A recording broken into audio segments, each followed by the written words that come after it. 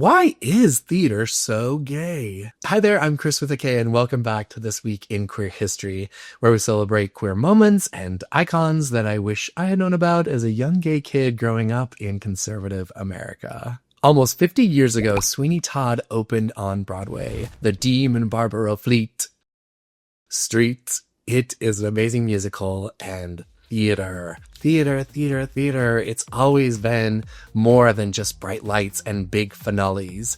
It's been a lifeline for many of us. And in this episode, we're going to look at how, long before LGBTQ lives were safe or visible, the theater offered a place to feel deeply, to imagine freedom, and to see ourselves reflected on stage.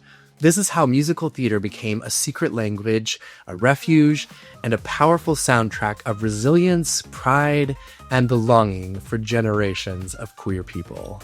This week in queer history, stories told with love and glee. Broadway didn't just start as a queer safe space on purpose. It became one out of necessity. In the early 20th century, being openly queer in America could cost you your job, your family, or your freedom. And yet, theater and Broadway stages were filled with queer creators working quietly on the stage and behind the curtain. Cole Porter, Lorenz Hart, Noel Coward, Jerome Robbins, these were the architects of American musical theater, shaping songs about longing, desire, and outsiderhood while living lives that required secrecy. That secrecy mattered. When you're told not to speak, you learn how to sing between the lines. Love songs without gender, dreams of escape, lyrics about being misunderstood or wanting something just out of reach. Queer audiences learned how to hear themselves in those songs, and Broadway became a coded language in itself. One of the earliest and most enduring examples came in 1939 with Somewhere Over the Rainbow. And yes, I know, this is a movie musical, but Judy Garland, she sang about a place where dreams really do come true, and generations of queer people heard that, and they knew that she was singing about something else: survival and hope, a promise that somewhere, maybe not here, maybe not yet, life could be kinder. A huge thank you to the members that you see on screen right now. Your support makes this all possible, and it helps me keep digging through archives and sharing the queer history that inspires us. If you'd like to join them, there's a link up above and in the description down below. And if membership isn't in your budget right now, no worries. Subscribing and hitting the bell helps more than you know. Most of all, thank you for being here. Garland herself became a gay icon, and by the 1940s and 50s, the phrase "friend of Dorothy" emerged as a way for gay men to identify one another safely. And theater also offered something psychological that a lot of queer people were often denied: emotional permission. Broadway allowed big feelings, joy without restraint, grief without shame, and camp without apology. When the world demanded conformity, the stage rewarded difference. By the mid-century, Broadway divas became queer saints. Ethel Merman belting defiance, Mary Martin radiating confidence, and later Barbra Streisand sang with so much strong emotion, and gay men saw themselves not in the romantic leads, but in the women who survived by being loud, funny, and dramatic, and truly unstoppable. Camp wasn't frivolous, it was armor. Then came 1969, and the Stonewall Uprising. It didn't happen on a Broadway stage, but it changed Broadway forever. After Stonewall, queer life was no longer content to exist in the subtext. Theater had to catch up, and the lives being lived outside its doors needed to be reflected on the stage. 1975, a chorus line did something radical. Paul, a gay Puerto Rican dancer, stood alone on stage and told the truth about his life, his childhood, his shame, his love for dance, and yes, his queerness. It was one of the first times that a gay man spoke openly and humanely about himself on a Broadway stage without punishment or tragedy. Audiences didn't just listen, they leaned in, and the shows sold out.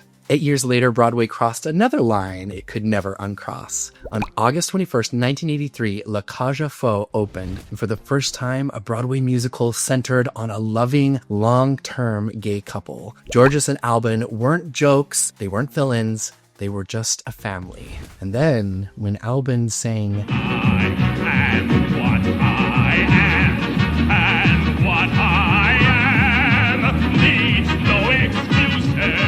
That song was groundbreaking. It wasn't coded and it wasn't hidden. It was a declaration. Jerry Herman's anthem moved from stage to pride parades, dance floors, and living rooms around the world. When Gloria Gaynor recorded it later that year, it became a global statement of queer dignity. Broadway had stopped whispering. We all know the 1980s brought devastation. The AIDS crisis ripped through queer communities, and Broadway would be hit too. Entire casts and creative teams and audiences vanished. Theater responded the only way it knew how, by telling the truth out loud. William Finn's falsettos chronicled gay love, family, illness, and loss in a heartbreaking, honest way. Then, in 1996, Rent arrived, like a flare in the abyss. Jonathan Larson's rock musical followed queer artists, lovers, and friends who were living with HIV in New York City. It didn't ask for pity, it demanded empathy.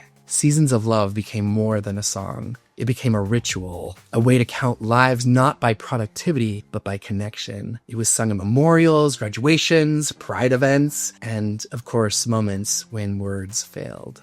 As Broadway moved into the late 20th century, trans and gender expansive stories pushed their way forward too. Hedwig and the Angry Inch, which premiered off-Broadway in 1998, centered a gender non-conforming rock singer who refused neat categories. Gender itself became a part of the performance, not a rule to obey. And if you haven't seen it, that is an incredible musical. Amazing songs.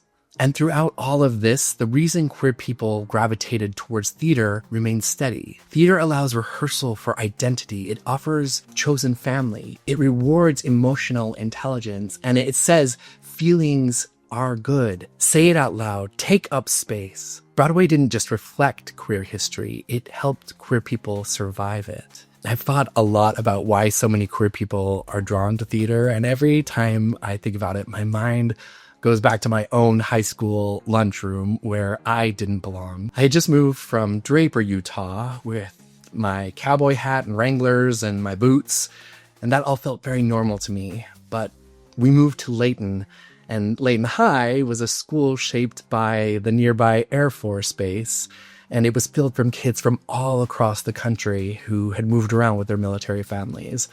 And my first day, I walked into that cafeteria with my cowboy hat on, and I scanned the room, and I realized that I did not know a single person, and no one looked like me. So I sat down alone, and feeling like I had wandered into someone else's life.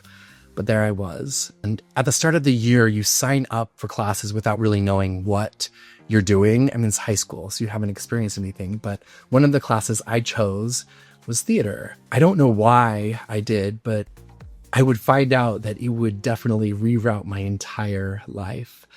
Early on, our teacher, Mr. Farron, Dennis Farron, an incredible teacher, he gave us an assignment to sing a song that you love in front of the class.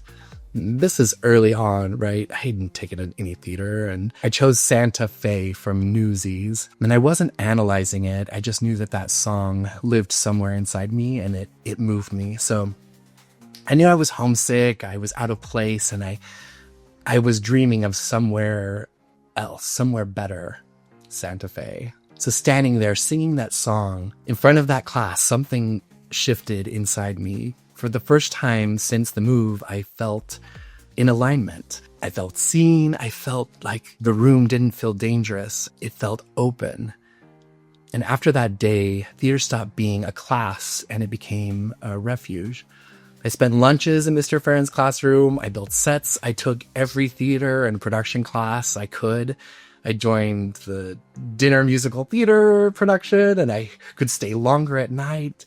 And slowly, without struggle, I found my people. And theater didn't just give me friends. It gave me permission.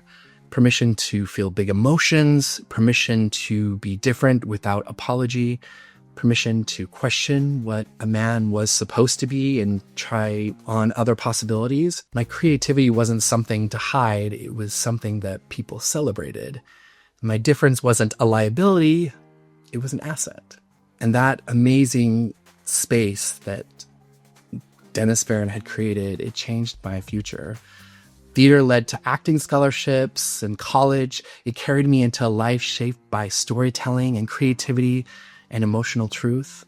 And more than anything, it showed me that there were spaces where I didn't have to shrink, where I could play and dream and become something larger than the rules pressing in from the outside world. And that's why theater and Broadway have always felt like lifelines. Long before many of us had a language for who we were, we had songs and we had stages. We had stories quietly saying and later singing, "You are allowed to be here." And once you felt that, even once, it stays with you. I'd love to hear your thoughts or comments about what show or song you really connected with when you were growing up and what helped you feel seen. So please put it down in the comments. I'd love to hear your thoughts. You can check out more queer history by clicking this link right over here. And if you want to find out more events or icons, something that happened on your birthday, check out myqueerbirthday.com. Until next time, stay strong, stay bold, and keep making history.